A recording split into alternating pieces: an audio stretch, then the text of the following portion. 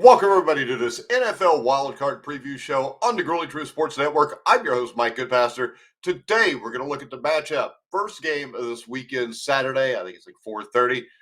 The Houston Texans will host the Los Angeles Chargers. The Chargers, the road favorite by 3 points.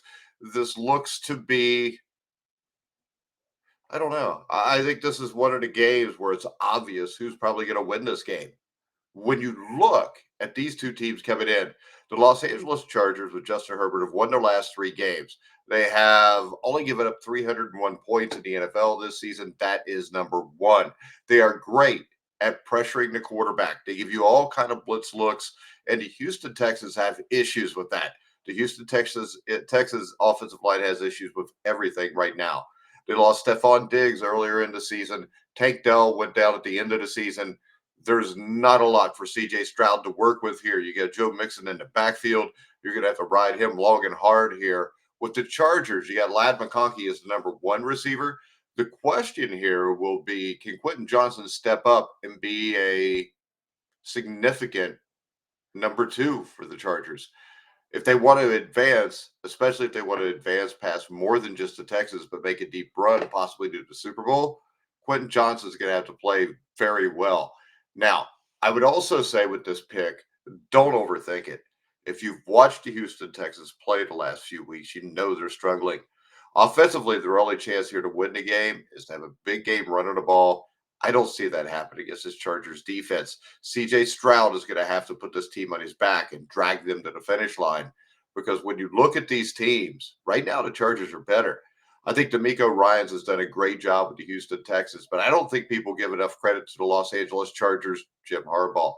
I mean, Harbaugh is a guy who went to Stanford and they were terrible, became winners. He went to the San Francisco 49ers. They went to the Super Bowl. They went to the NFC Championship game with Alex Smith. They went to the Super Bowl with Colin Kaepernick. And they damn near won that Super Bowl against his brother John when they lost to the Ravens a few years back. Then Harbaugh goes to Michigan. Michigan is being destroyed every year for like a decade straight by the Ohio State Buckeyes. The Buckeyes continue that. They win like the next 4 or 5 in a row. People want to fire Harbaugh.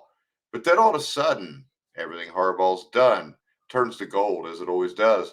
Now we're sitting in 2019, I believe it was. Michigan finally beat Ohio State. It was either 2019 or 2020. Since then, Ohio State has not beat Michigan again. Now, this year was not because of Harbaugh, of course, because he'd moved to the Chargers. I know there's a lot of questions about how he won at Michigan, especially with the possible spying on teams. And it's not even possible. It happened. So either way, though, Jim Harbaugh is one of the top football coaches in the NFL. He's a top football coach at any level of football. D'Amico Ryans last year got the Texans to the playoffs. They won, blew out the Cleveland Browns in the first game. Second game got blown out by the Baltimore Ravens. This team is not as good as last year's team right now just because of injuries.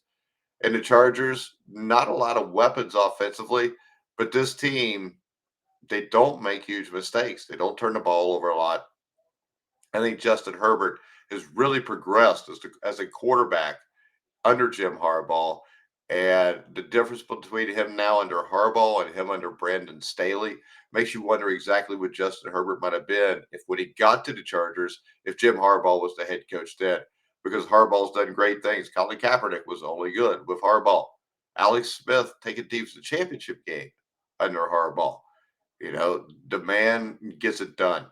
I think when you look at this game and if you want to go to BetMGM to bet it, right now, I think that the Texans are overvalued and the Chargers are undervalued. I really think the Chargers should be a 5 or 6 point favorite here. So if I could get them a -3, I'm betting the Chargers at -3. I think the Chargers win this game. I think they win it in dominating fashion, like 27-10, and they move on. And this is a team that if they're the team going to Kansas City, that is an extremely dangerous game for the Chiefs. You know, I don't think people have brought up the fact that Jim Harbaugh right now, if he wins this game, if he can pull that upset against the Chiefs, he's only one win away from playing in the Super Bowl. How many other guys in a little over a year's time can say that they won an NCAA championship and a Super Bowl? Jim Harbaugh's got a shot to do that. and it largely gets overlooked. I don't know if it was the cheating stuff that went on at Michigan or what, but I think that Jim Harbaugh should be in that conversation for Coach of the Year.